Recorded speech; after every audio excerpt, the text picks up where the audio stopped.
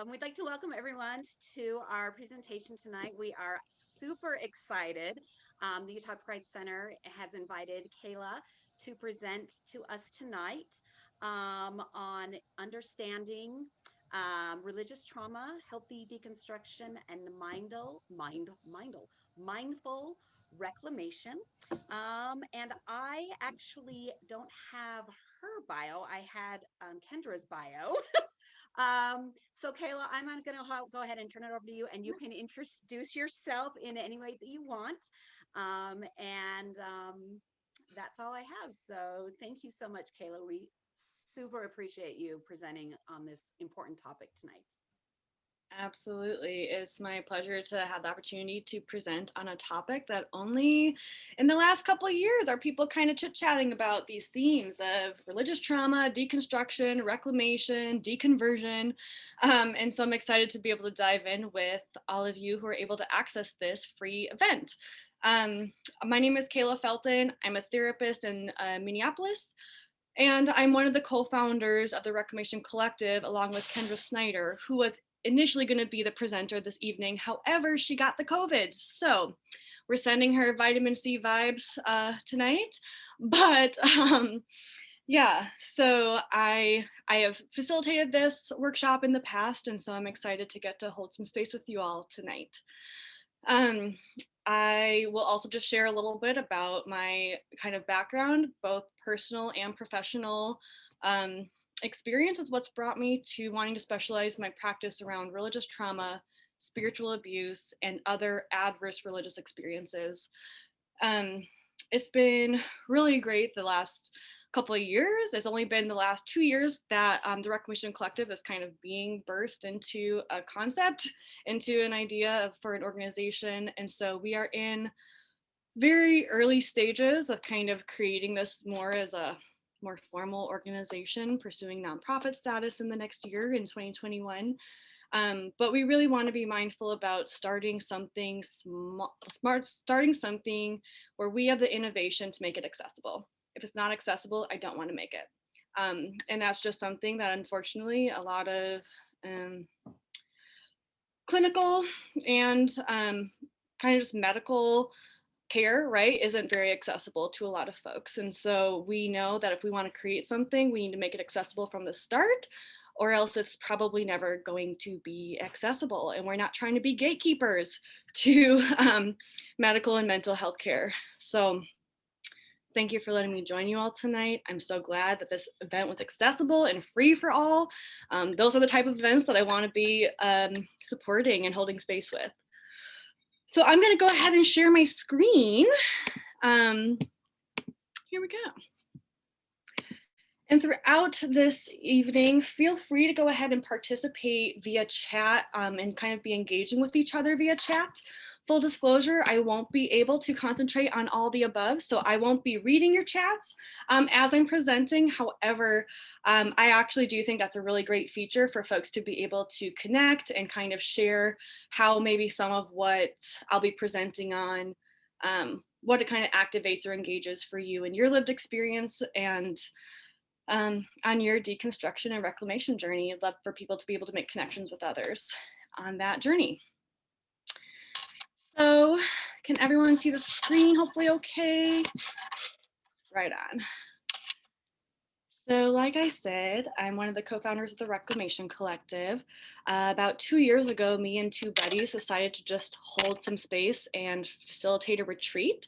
It really was just that informal. It was just a retreat where we knew that because all three of us had personal experience with religious trauma and all came from evangelical and or fundamentalist cultures of origin, we just wanted to hold some space and invited the internet to see who wanted to join us for a weekend, just verbal processing. And the feedback we received was so overwhelmingly positive. And I think people had a lot of real cathartic opportunity to process and hold space with people who, for the first time, people didn't have to feel as alone because there was kind of this understanding of, oh yeah, this is a common experience.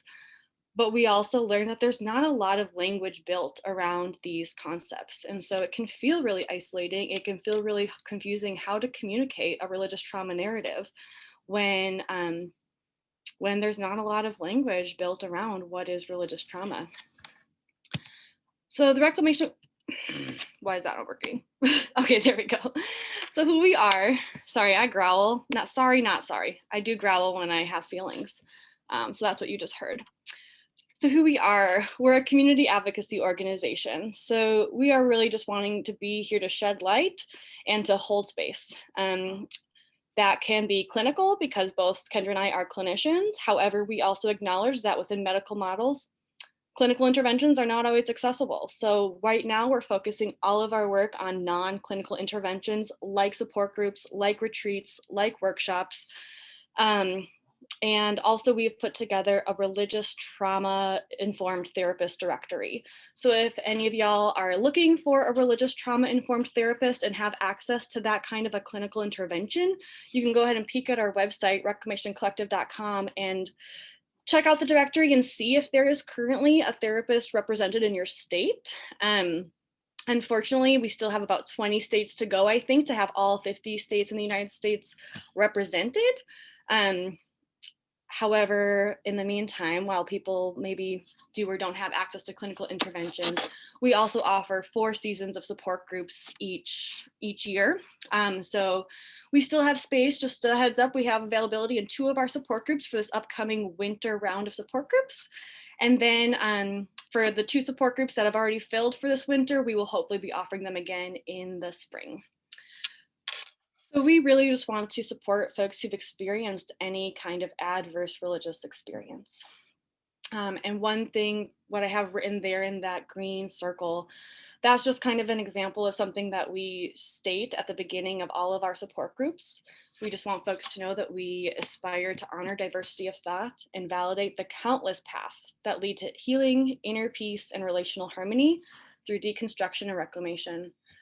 Whether you are experiencing a wave of anger or resentment towards your faith of origin, or you are in the process of trying to reclaim or reconstruct within a faith context, or both, your experience is valid and you are welcome and wanted here. This is really important to us that we be able to hold space for folks who are reclaiming both within and outside of a religious or spiritual framework, context, community, because we know that religious trauma is not unique to just people who have deconverted from their faith. There are people who are still existing and showing up and choosing to show up in faith rituals or communities. And we want to make sure that we are inclusive of folks wherever they are on their deconstruction journey, whether or not that includes deconversion, which I'll get to in a moment here when we do our building language. But the reason that we exist is really, like I said, to build language. It's so that we can hopefully make these conversations a lot more accessible for folks across the globe, really. We want to hold space for processing, and we're advocating for greater clinical and scientific validation, research, and resources. We have a number of theories as to why has this not really been something that's taken off. Because full disclosure, it feels like we've gotten a lot of people engaging with our work. It has not felt super hard to get an audience who want to talk about religious trauma. But I think that historically, a lot of times this conversation is at least perceived as being anti-religious. And we just want to be really clear that anti-religious sentiment is not what we're here for. And we know that anti-religious sentiment has been used as a tool of supremacy, both Christian and white. And so we just want to acknowledge that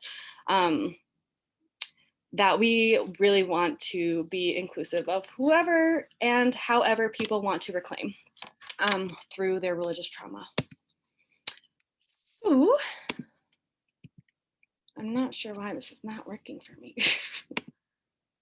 There we go. Okay. So next, with building language, I'm just going to go through 6 different definitions just because we want to be explicitly clear about why are we using the language that we're using. The first definition is just kind of an umbrella term for all of the folks that we're hoping to hold space for and with, and that's an adverse religious experience.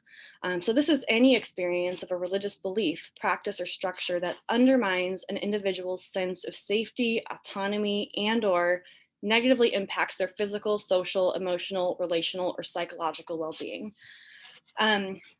And just so y'all know, this definition was created as a collaboration between the Reclamation Collective, Kendra and myself, and then the two clinicians over at the Religious Trauma Institute, Brian Peck and Laura Anderson. And we spent a couple of weeks kind of in pretty frequent communication to try to generate these definitions. And the reason why we generated this new vocabulary of adverse religious experience is because we acknowledge that a lot of folks felt a little bit intimidated to come to a religious trauma processing group or support group. And I had a lot of folks reach out and say, I don't know if what I had qualifies as trauma. I don't know if what I had was bad enough to really say that I was traumatized. And so this is also, we're hoping, just a little bit more of a stomachable or accessible phrase that is hopefully just inviting. Hey, did you ever have an uncomfortable experience in a religious context? Yeah, you deserve to have that validated and a space to process that, even if you didn't have a physiological trauma response. Which then brings us to religious trauma, which is when you have a physiological trauma response to an experience. So religious trauma is the physical, emotional, or psychological response to religious beliefs, practices, structures that overwhelm an individual's ability to cope and return to a sense of safety. So I'm not sure if any of y'all are familiar with Bessel van der Kolk's work, The Body Keeps a Score, but this is really, this is like our trauma-informed kind of definition to talk about how trauma is not the experience that happened to you. Trauma is the physiological response to something that happened. And so we know that we don't get to choose our trauma responses, and we don't get to choose when and how our bodies show up to sensations of fear, sensations of not having access to freedom or autonomy. And so for a lot of folks, I think there's not always an awareness of, oh, what I experienced was trauma. When I had a fight, flight, or freeze response in a religious or spiritual context, that was religious trauma. Next, I want to talk about spiritual abuse. And this definition actually was developed with my first support group, where I was holding space in Minneapolis for survivors of spiritual abuse. Yeah, I'm just going to read it, but then there's a couple of important pieces to this one. Spiritual abuse is the conscious or unconscious use of power to direct, control, or manipulate another's body, thoughts, emotions, actions, capacity for choice, freedom, autonomy of self within a spiritual or religious context.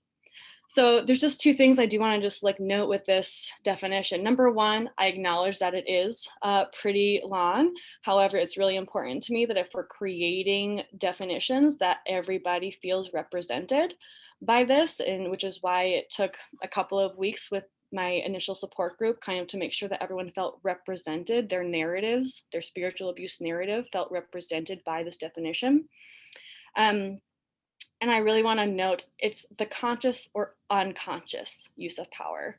And this is super key because so much of the time in the space that I've held around survivors of spiritual abuse, one or all parties in that abusive cycle or dynamic were not conscious of the spiritual power dynamics that were at play.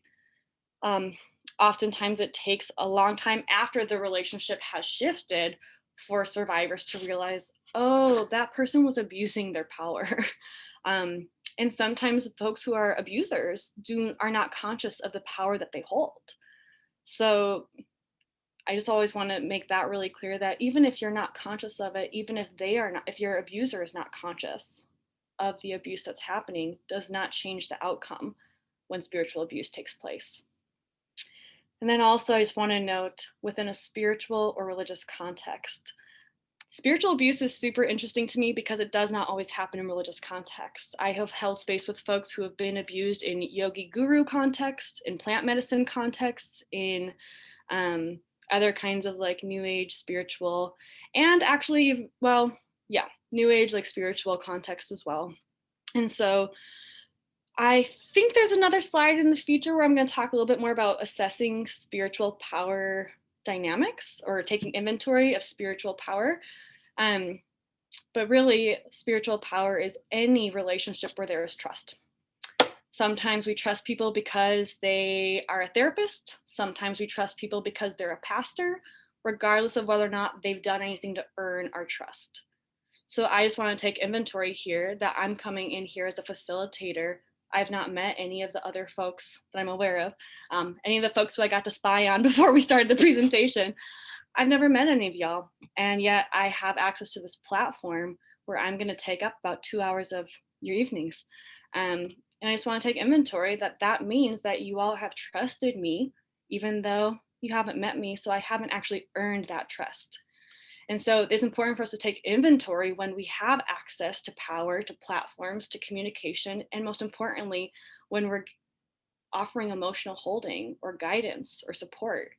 And to realize that for me as a therapist, I have clients who are going to take what I say if I were to give them direction. I'm not a therapist who gives direction or guidance, but if I were, I think we have to take inventory and take it very seriously that people may be trusting me because of some letters at the end of my name, not actually because I've earned that trust or that place in their lives. The next definitions I want to address are deconstruction versus deconversion. And it's really important to me that we differentiate that these are not the same processes. Deconstruction is the process of evaluating and altering one's previously held beliefs, lifestyle, relationship, or worldview. Most of us are going to be in deconstruction, deprogramming processes for our entire lives. We're always being socialized or having lived experiences that put us into thinking patterns or relational cycles that always can be deconstructed. So I'm probably learning things this year, or I'm creating cycles and relationships this year that I may have to deconstruct next year. So just like all things, this is not an arrival. You haven't just deconstructed, but I am on a deconstructing journey. And I invite all of you as well to take inventory of where are you on your deconstruction journey. I've also held space with a number of pastors and spiritual leaders. And so far, everyone who I've had one-on-one chit chat with have acknowledged, yeah, they've had a deconstruction journey or they're currently on a deconstruction journey, just of reevaluating and reassessing, is all of these things that I was taught or all of these things that I've previously held as truth, is there room for evolution? Is there room for deconstruction and reclamation of new theologies, new ideologies, new ways of doing relationships? That brings me then to deconversion, which is the process of releasing and no longer claiming one's previously held religious beliefs or identity. So deconversion is the piece where some people on their deconstruction journey may select, I no longer identify with this community, this cult, this culture, this religion, wherever they are. So they're choosing to say, I no longer identify with this community or with this identity. Not all people who deconstruct. That's a dangerous piece, right? Where someone says, well, I'm no longer part of this. For example, I'm not part of this fundamentalist faith any longer. But have you deconstructed the fundamentalist thinking cycles in relational or thinking patterns and relational cycles? Because a lot of fundamentalism is culture. It's not just theology, right?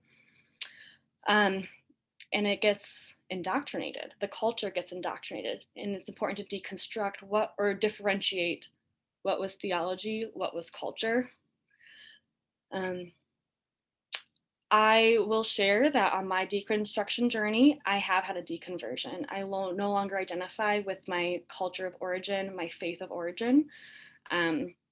However, I hold space that some people are seeking to reclaim or reconstruct within a faith identity. Which brings me then to reclamation. This is the process of claiming or reasserting a right to the personal expression of one's humanity. So this is saying, like, I'm reclaiming this part of my identity. I'm reclaiming this place where I find pleasure. I'm reclaiming my body as mine. I'm reclaiming my autonomy, that I am my own individual outside of this community or outside of this faith identity. Which is, of course, surprise, surprise, where we get the Reclamation Collective. So let's talk a little bit about some of the impacts of religious trauma. Of course, this is a huge, wide spectrum. It's a beautiful and sometimes tragic spectrum of how religious trauma and spiritual abuse gets stored and trapped in our bodies, gets stored in our relational cycles and how we do relationship, whether that's partnership or friendship or family roles, family relationships. A question I want to just pose, and I'm going to invite folks to feel free to answer this question in the chat. I would love for y'all to be engaging with each other. What are some of the impacts you have experienced as a result of your adverse religious experiences, religious trauma, or spiritual abuse? Again, I invite folks, if you feel comfortable, courageously vulnerable tonight, to share with each other. That's one of the most beautiful things about holding space in support groups, is that I'm not usually teaching. It's usually I'm just holding space and folks are kind of processing with each other. And it's really beautiful sometimes to have other people externalize your narrative to help build your religious trauma narrative or spiritual abuse narrative in your own words. So I'm just going to go over some common themes of impact. I'm not going to go over all of these.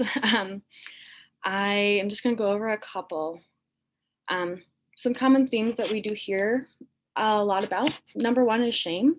The Religious Trauma Institute put out a survey, I think it was like 6 months, maybe it was even upwards of a year ago.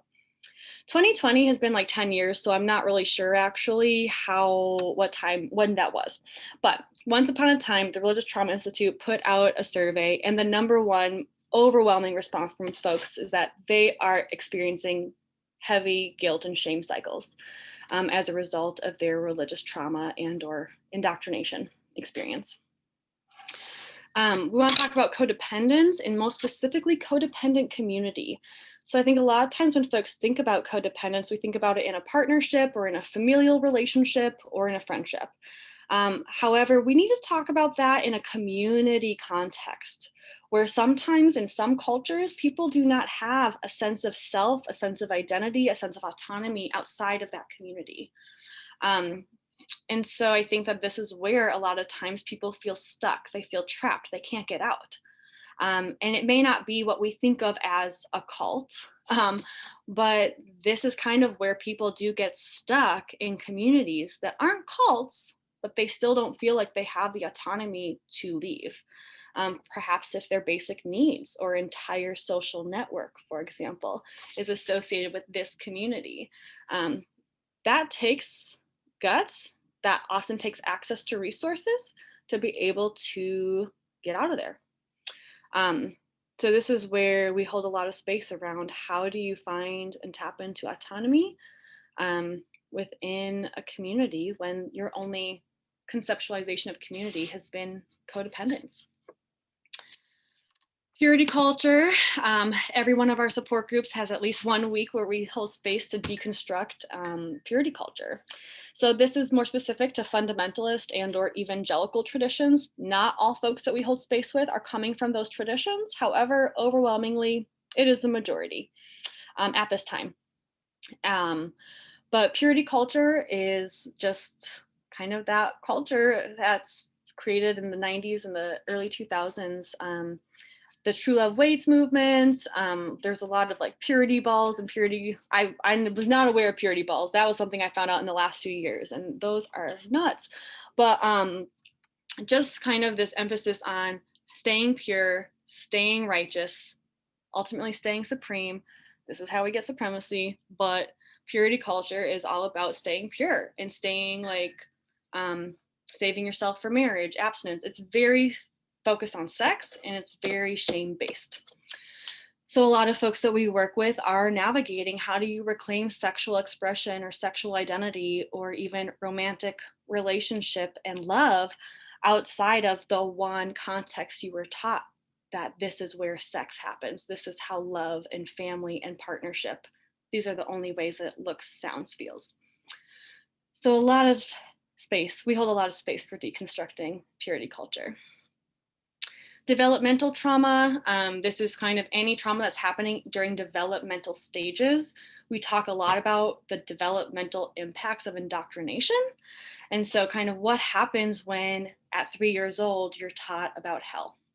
What happens? Is there a trauma response when a 3-year-old or a 4-year-old or a 5-year-old learns about hell? What does a 5, 6, 7-year-old hear, or how do they have a physiological trauma response when they learn about evangelism and their kind of sense of obligation to save their friends? Only speaking a little bit from personal experience. White saviorism. We hold a lot of space around white saviorism and colonization, and how have those elements infiltrated and kind of taken root in some of our theological indoctrinations. I'm not even going to spend a ton more time talking about that, but I'm sure folks can sit with kind of how deeply rooted white saviorism and ultimately white supremacy has been rooted in a lot of evangelical and or fundamentalist cultures historically. I'm going to rephrase that. White evangelical and white fundamentalist cultures historically. Victim blaming and silencing. So one thing that we do talk about is kind of the comparisons, the similarities between purity culture and rape culture, and how in a lot of these cultures and communities, there is a lot of victim blaming that happens before people even are victimized, before people are harmed. There's already frameworks for why bad things happen to people, and it's often rooted in your sin, your promiscuity, your being in the wrong place at the wrong time, and you should have known better. Then loss of identity, which we'll talk about a lot tonight. I do have the chat open, so is there any other pieces here on the screen that folks want to make sure I touch on before we go to the next slide?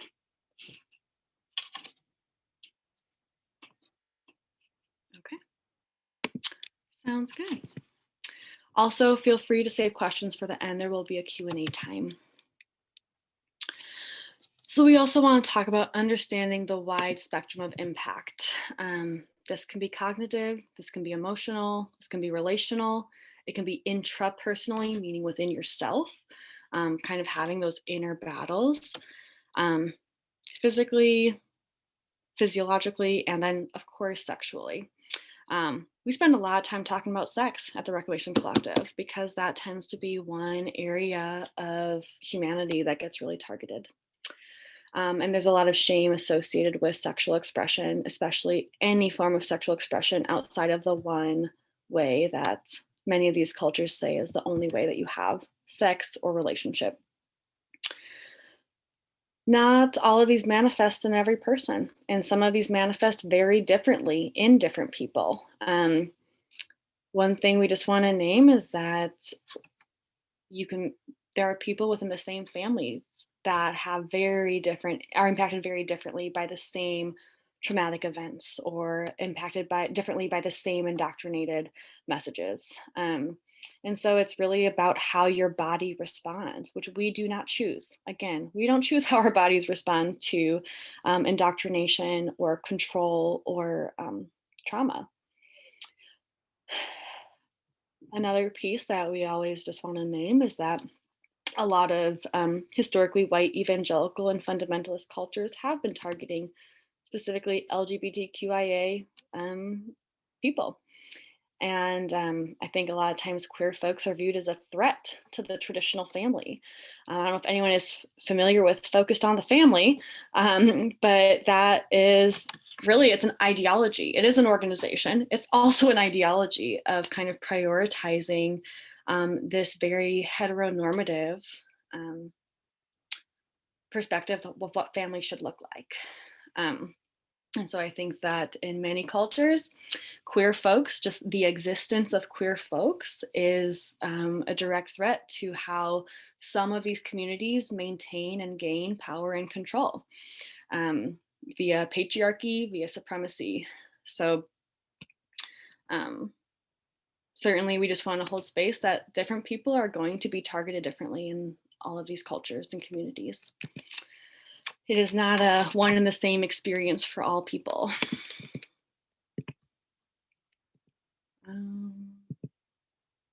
Let's talk about power and control. In a lot of communities and cultures, there are tactics very strategically used to elicit power and control. Some examples of this are promises of answers, connection, or deliverance. Um, hey, you should come to my church with me sometime. I can tell you're in a really hard space. I think that they'll be able to really support you. You'll be able to get the support that you need. Oh, I see that you're having a lot of existential dread and crisis. Oh, I know this person. He has the answers for you. Also, a sense of connection, right? Like, come be a part of this community. We will love you. And sometimes there's not a lot of, oftentimes there's not transparency of what you have to do to get this love or to get this affection. And so people are understandably, totally understandably drawn to this idea of connection, of getting spiritual support and answers. There are tactics of fear, intimidation, and threats, right? Just the concept of hell in some of these cultures can be its own intimidation tactic. If you don't do what we say, if you don't live the way that we interpret God wants us to live, then you are going to hell. Or bad things are going to happen to you. And if you do these good things, then good things are going to happen to you. I had mentioned earlier about indoctrination targeting developmental stages. So again, like, let's consider what happens in brain development, in socialization as children, as we're internalizing these messages about who does your body belong to, when we're internalizing these messages about what happens when you make God sad. And when you make mom and dad sad, are you making God sad? How do children internalize those guilt and shame cycles? How do children internalize those fears and anxieties about hell or rapture or grandma or auntie or friend who doesn't share your faith? Again, this might be more specific to, again, evangelical and fundamentalist cultures. I suppose probably not all religions have that concept of, certainly not rapture or hell, but we just want to talk about that. That can be traumatizing for some people. It's not for everyone, but for some folks, I think that there is some developmental trauma that takes place when you're hearing these, internalizing these messages during brain development. There's a threat of isolation, right? The threat of, well, you can't be a part of this community anymore. And so that's also a huge part of keeping people in the community, is making it that if you leave this, or if you don't believe this, you will no longer have access to this social network. Binary speech and absolute truth, right? So a lot of times, like in fundamentalists, kind of the way I define fundamentalism is someone saying, I know I have the corner on absolute truth, and it's absolutely true for everyone else. And so there's a lot of concepts of, like, if you believe anything outside of this, or you're challenging this, then you aren't a real Christian, or you aren't a real person of faith, or you have little faith, or your faith is being, is being challenged by the devil. So there's a lot of these concepts of, it's absolutely truth or it's absolutely false. It's absolutely righteousness, it's totally righteous, or it's totally blasphemous, or it's totally sinful. There's not a lot of room sometimes for evolution or for anything in the gray, right? It's just kind of, it's this or that. And if you don't fit in with this, then you can't be a part of it. Positive and negative reinforcements based on participation. So certainly I don't think this is just for children, but I spent the first 2 decades of my life in a fundamentalist culture in which, as a Leo, I loved the positive reinforcement, and I knew exactly how to get it because I was told this is what you do, and then you're going to be loved and adored and get a lot of affirmation and compliments, and people generally like you. I'm not someone who had a lot of negative reinforcement because I was really kind of addicted to that positive reinforcement. And so I did the things that I was asked to do. But there's also a lot of negative reinforcement for people who don't participate or engage in the way that they are being asked to.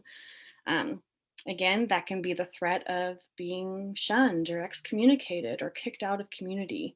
It can also just be losing reputation, losing status within a hierarchical community.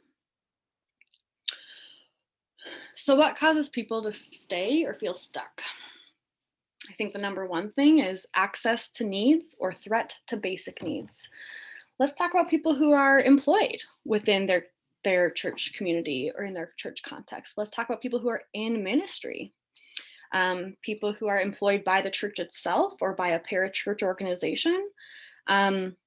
Also, people who are employed by someone who they know through this community or an employment that they were able to navigate and get through their church community. It might be really intimidating to say, I don't think I believe this, or I don't think I want to practice in this community any longer for whatever reason, because you might be afraid you're going to lose your job. I've held space with a number of people actively in ministry who are kind of sitting with this, I don't think I can afford to access my autonomy this year, or I don't think I can afford to challenge my pastor or challenge or name where there is spiritual abuse happening in my community, because I can't afford to lose access to my entire social network, or I can't afford to lose access to my housing or to my employment if your housing or your employment are associated with your culture or community or church.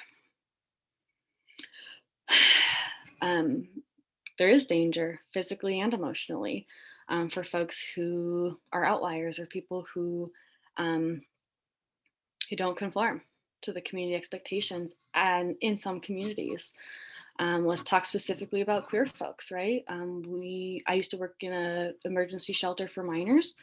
I know a lot of the young folks I got to hold space with and for were folks who were coming out, and they lost access to their housing because they were kicked out for showing up as their authentic selves in relationship with their family. So we know that there are dangers. There's dangers for people who may lose access to their basic needs. Real or perceived threat of loss or separation. Again, this comes down to, is this a culture or community that practices excommunication, that practices shunning? Or is it kind of more of the perceived threat of loss of kind of, well, I'm going to lose status or I'm going to lose reputation within this community. People are not going to like me anymore. People are going to start treating me poorly or excluding me. And then lastly, disconnection from your own body, voice, and intuition. A lot of times in high control cultures, there is kind of a distancing from people listening to their bodies or listening to their intuition. We don't get to control people who are in tune with their intuition, who are listening to their bodies and saying, do you feel safe? Oh no, I don't feel safe here. So there can be a lot of gaslighting, right? When people advocate for their sense of safety, but that challenges the control or the authority of a spiritual leader. Sometimes there's a huge disconnection from, I don't know how to commune with my intuition. I don't actually know what my body wants or what I need, because maybe you never had the opportunity to get in tune with yourself because you never saw yourself as autonomous. Lastly, I want to talk about grief and loss. There can be a loss of felt safety, right? So maybe at some point folks just realize like, oh, I don't believe XYZ. And if they do kind of voice that in their community, they may start feeling like less safe and less wanted, less invited to show up in that community. Loss of identity or former identities. So I will disclose part of my religious trauma is that the first 2 decades of my life, I was Kayla and I was a Christian. I was a child of God. That's who I was. That was the parts of me that had value. That was the parts of me that had anything to offer. There was no other parts of me because there were no other parts of me that mattered. And so for folks who are deconverting within their deconstruction journey, there can be a huge loss of identity. A huge loss of like, well, who am I if I'm no longer identifying with this religious identity or spiritual identity? Obviously, loss of community. I think this is probably one of the most devastating elements of the loss, is like when you lose access to commune with people who you have perhaps been worshiping with or have perhaps been practicing just friendship and relationship with for years or decades. It's really tragic when you lose that sense of community. Being faced with impossible choices, for example, having to decide between, am I going to show up as my authentic self day to day, or am I going to choose to still have contact with my family? That's an impossible choice. It's a lose-lose. And so I think that's something that people have to grieve too, is you're going to be grieving either path you take.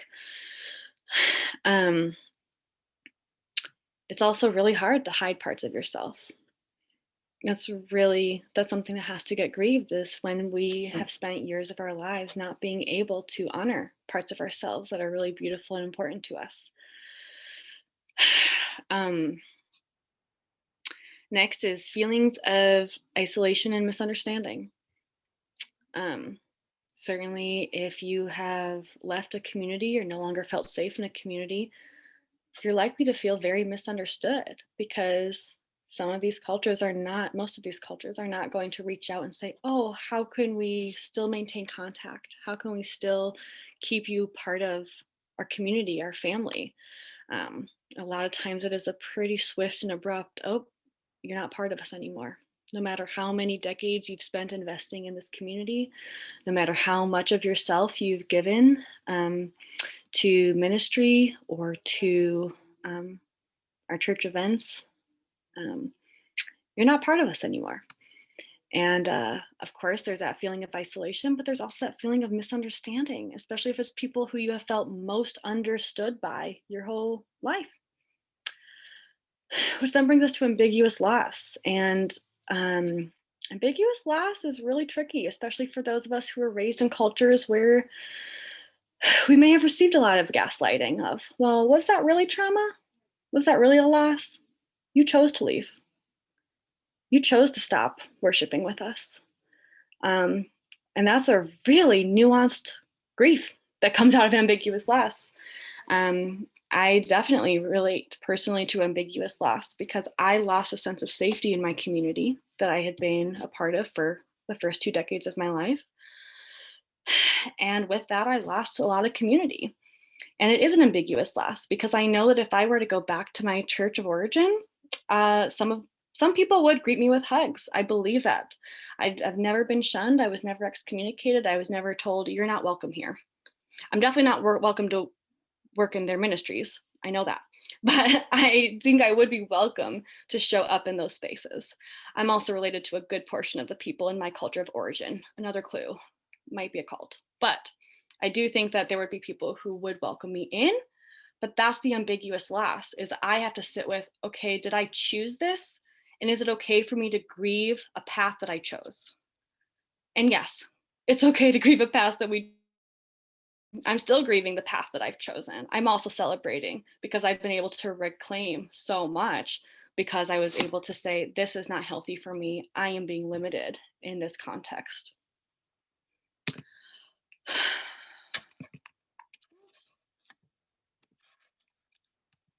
Okay. Let's talk about healthy deconstruction. This requires a space for curiosity and exploration. Some questions that might be inspiring your deconstruction journey is, what has felt harmful? What has felt abusive? What no longer fits or feels right? Are there rituals that you have been engaging in for your whole life that no longer feel like they honor you, or no longer feel like they honor other people? Do you have to deconstruct which rituals or which communities you've engaged in that maybe are harming other people? Have I harmed other people? That was a huge part of my deconstruction journey is, wow, I've engaged in colonization actively. I have engaged in slut shaming, which is a form of rape culture, actively. So a lot of deconstruction also comes with that heavy grief of acknowledging, whoa, I have responsibility here. I have harmed people. And is there room for repair? Is there room for reclamation in those relationships where I've done harm? And then what is or has been limiting? Am I still limiting myself? Even though I've deconverted, am I still holding on to some values or narratives or beliefs or indoctrinated messages that are still limiting me from accessing inner peace or relational harmony? So, one piece that we talk about a lot is this pendulum swing, right? This is the risk of deconverting without deconstructing. So, again, I'm going to bring this back to the fundamentalist cultures, right? Of I have deconverted from my fundamentalist culture of origin. I no longer believe that that fundamentalist belief was the absolute truth and was absolutely true for everyone. However, we've seen this many times, and I'm not gonna lie, I've engaged in it many times, where you swing the pendulum and you'll go, oh, but this is absolute truth, and this is absolutely true for everyone, right? Has anyone ever met a vegan, an atheist, a yogi who kind of has that vibe, right? Of, oh yeah, that was super not okay community. That was a cult. I'm not okay with that. I don't believe that anymore. But now I found this, and this is absolute truth for me, and it's absolutely true for everyone, right? So we do have that danger of if you just deconvert and you don't deconstruct from those fundamentalist thinking patterns and relational styles, relational cycles, you may still be fully engaged in fundamentalism, um, just calling it something else.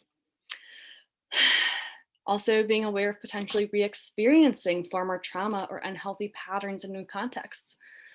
I just want to hold some space and say that is fair that many of us, I did not grow up with any other exposure to what community could look like. I had no idea that I was in a codependent community for all of those years and decades. So when I left those communities and found myself in other codependent communities that were not religious in nature, I thought I had finally figured out how to reclaim my faith, how to reclaim my spiritual expression, right? Without realizing I joined like multiple other cults and cultures that were still plenty limiting and still plenty fundamentalist in nature. Again, this is a lifelong process. There's probably things that I'm engaging in and learning in this year that I'm going to have to deconstruct next year. So this is never something where we have arrived.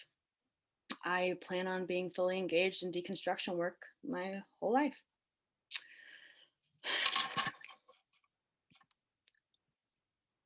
Mindful reclamation. What does it look like to allow ourselves to claim or reassert a right to the personal expression of our humanity? So, I actually am going to invite y'all again to feel free to use the chat. Excuse me. Again, I'm not able to read the chats right now while I'm presenting, but I would love for you all to be engaging with each other. What are you seeking to reclaim or claim for the first time in your journey? I'm just going to invite you all while I'm continuing on this slide to feel free to kind of discuss this with each other. What are you seeking to reclaim or claim for the first time on your reclamation journey? So with reclamation, we are hoping to create deeper awareness, knowledge, and acceptance of the whole self. This does require exploration. What is even possible? For many of us who were given a very specific, rigid, limiting message of who you are, what you are, how you are, it's really important to explore what is even possible for identities, what is even possible for relational styles, what is even possible for spiritual and sexual expression. Turns out so many different ways to spiritually and sexually express yourself. But we have to explore first. We first have to learn, say, okay, I was never exposed to anything outside of this bubble. How can I safely explore what is possible? And then maybe try on some things. See, does this feel good for me? Do I feel like I can show up as my authentic self in this relationship or in this community or in this ritual? And then to integrate things that feel good, things that fit for you. One thing I observe is that I would, so far, I think 100% of the responses I've received around what people are seeking to reclaim fall under one of these three pillars. Seeking to reclaim something with an identity, reclaiming, again, parts of yourself, parts of your whole self. Pleasure. How do we find pleasure? A lot of times I find that with the folks I hold space with, pleasure is often associated with shame. It's really hard to access pleasure, not just sexual pleasure, but certainly that as well. But just even self-care, right? Sometimes we've internalized this message that self-care is selfish. Self-care is rooted in pride. Self-care is rooted in saying that you are more important than other people. And so there's a lot of barriers I have found for folks who are navigating religious trauma to find ways to access pleasure. And then lastly, autonomy, people who are reclaiming a sense of independence, a sense of I actually own my body. My body belongs to me. So body autonomy is one that I hear and hold a lot of space for.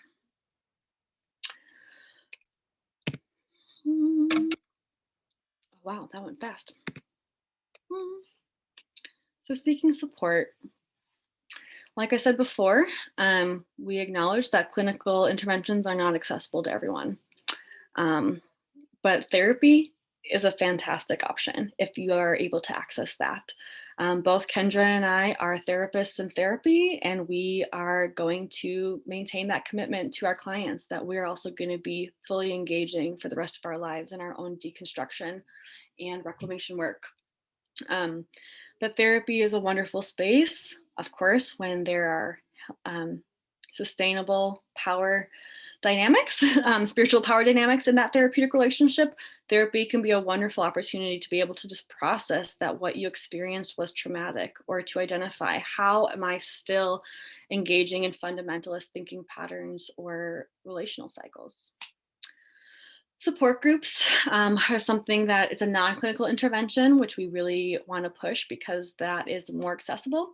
We can work with folks across state lines and actually across country borders when we have our online support groups. Because those are non-clinical interventions, therapists are legally allowed to then facilitate that.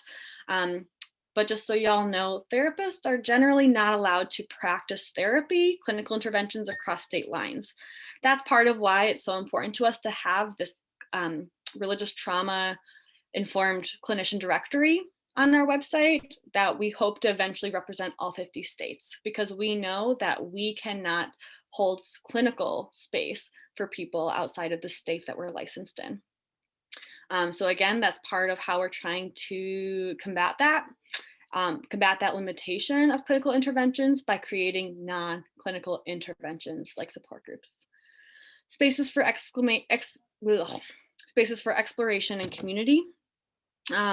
Hopefully people are able to find places where they can reclaim that sense of community and also be conscious going into an event or going into a community or joining a club or any type of like community ritual, to be able to go in consciously of, I don't want to recreate my trauma. I don't want to re-experience what I experienced in the last community, to be able to hopefully be more in tune with their sense of autonomy and their sense of identity going into a new community. Books, podcasts, online forums. We don't yet have a massive resource list. I know that I actually saw a pretty impressive resource list from the Life After podcast. I should peek at where that is, but if, for those of you who are on Facebook, the Life After has a pretty large online community of people who post a lot about deconstruction and reclamation and religious trauma. And I know at some point I saw a really extensive list of resources of books and podcasts that people have found helpful on their journey. And then being aware of the spiritual power dynamics. Okay, good. I thought that was in here somewhere. So like I had said at the very beginning, spiritual power exists anywhere that trust exists. If you trust someone, then they have the potential for spiritual power and influence over you. So I think it's really important to be taking inventory pretty constantly in our relationships of, do I trust this person? And have I communicated that I trust this person? Have we communicated where their supportive role begins and ends, right? Am I expecting them to be my primary emotional holder? And is that a fair expectation on them? Are they aware that if they tell me to do something with my body or my money or my career path, that I'm probably going to do it?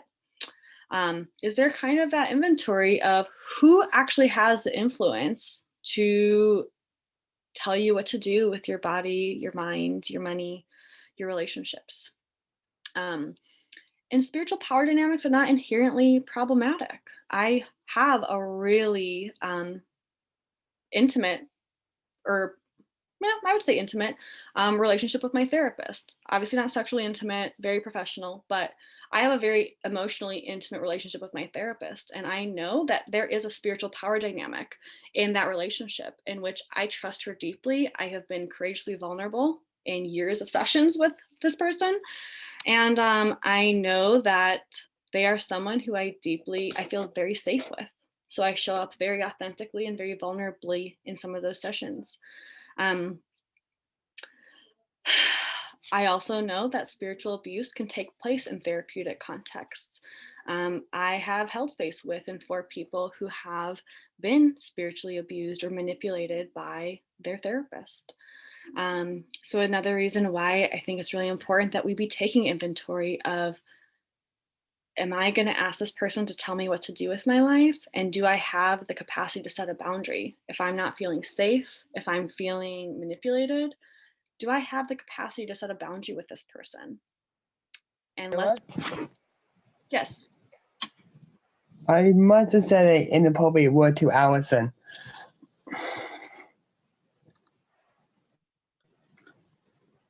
I'm sorry, I didn't hear what you just said. What did you say? What did you say? I was just asking if you were asking a question. Yes. What? Do you want to ask your question to me or do you want to ask it in the chat? Yeah. To you.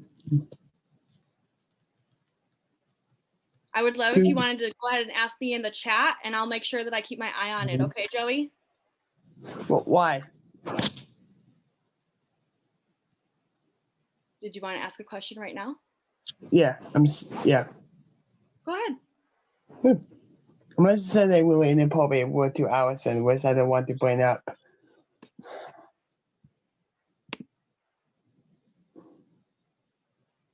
Hey, Joey, I would actually really appreciate if you wouldn't mind just holding on to that question. And then at the end, when I do my Q&A, I would love to hold some space for that. You would? Yes.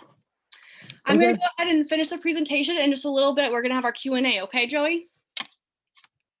2 thumbs up. Awesome. So I want to talk a little about building resilience. So building a relationship with our body is a big part of building resilience, kind of being aware and doing body scans. Where did my body store my trauma? Where has my body, am I taking care of my body? Where has my body kind of trapped these nervous system cycles? That didn't make sense. Your body doesn't trap nervous system cycles, but where is your nervous system stuck in cycles, right? So a lot of times with trauma, we know that our bodies kind of get into these cycles where, regardless of whether or not it's a real or perceived threat, if you've already experienced trauma, your nervous system is going to respond. It's going to get triggered a little bit easier and easier each time. So those of us who have significant amounts of trauma may find ourselves stuck in these cycles where we're getting triggered quite often, regardless of whether or not we're actually in danger, right? And so that's where building resilience has a lot to do with building a relationship with your body, especially if you were a part of a culture that really did have you distance yourself, kind of dissociate or distance from your body, either because you were told your body doesn't belong to you, or because you were told that your body was inherently evil, that your body, particularly for women, that female bodies are an object of lust, or female bodies are inherently sinful because they inspire sin. So building a relationship back with your body is a big part of building that resilience. Again, also like being able to know that your body is a form for your pleasure, not just for other people's pleasure.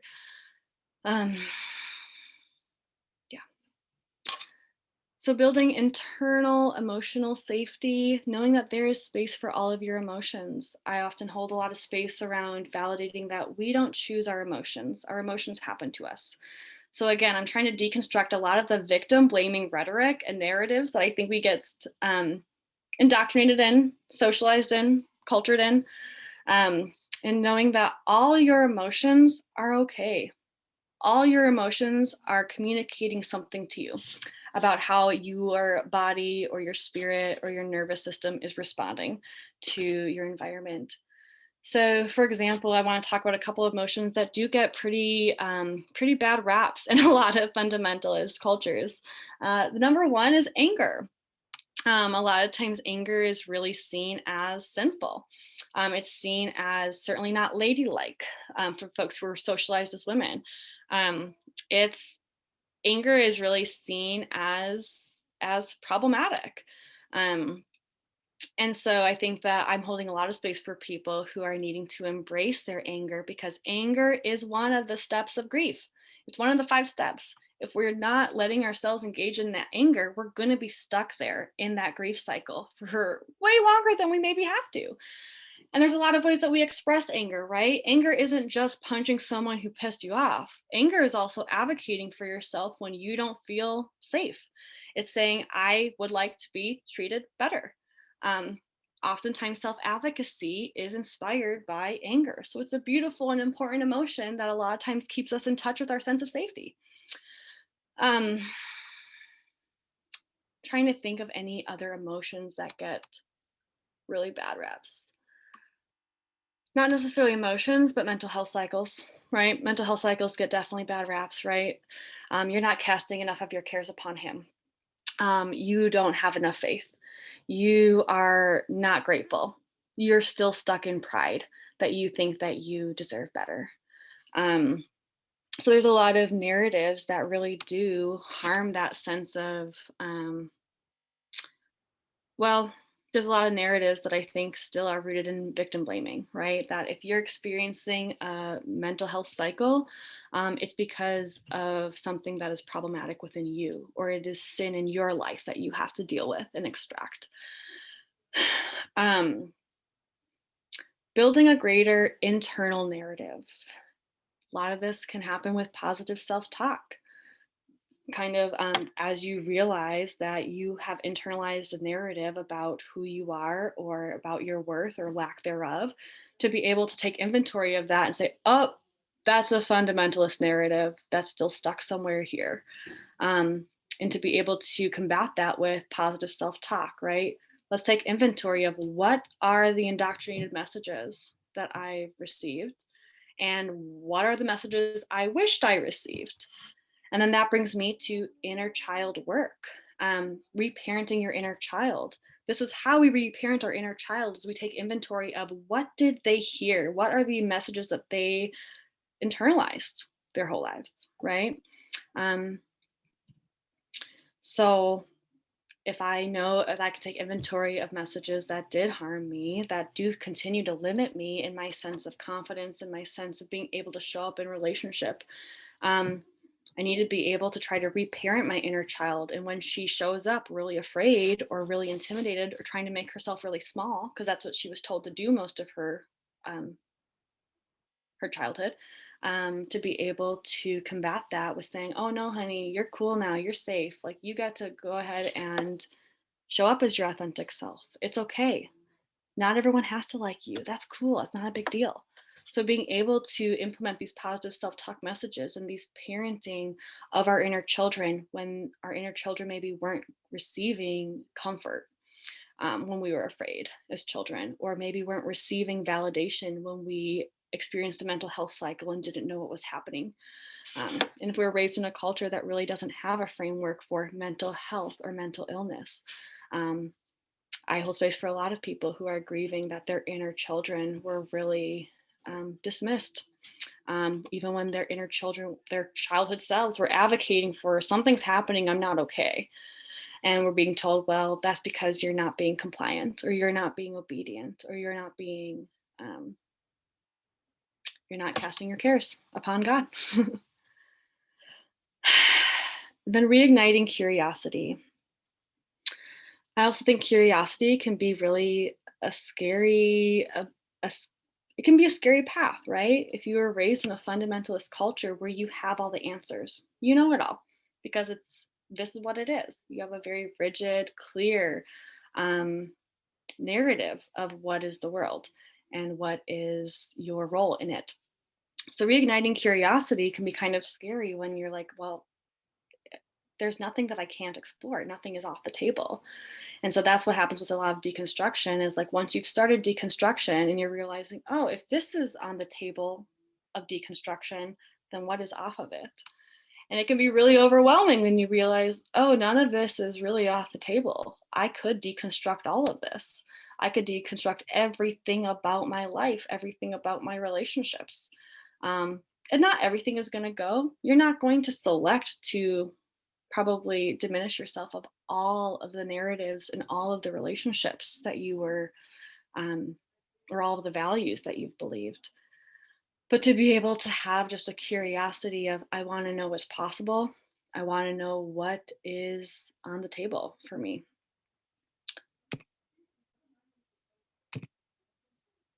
All right. I would love, actually, since we have so many people here today, I would love if people are open to it, just putting their questions in the chat. And so also if people don't mind just for a little bit here to go ahead and just like hold off on having other chats with each other. If we could just kind of save the chat box here for some questions, I would love to do some Q&A.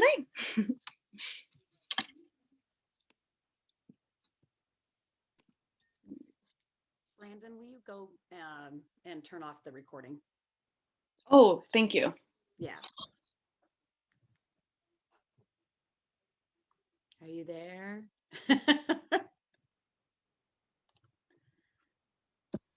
Sorry, yeah, I'm trying to find, oh, here it is. Oh, okay.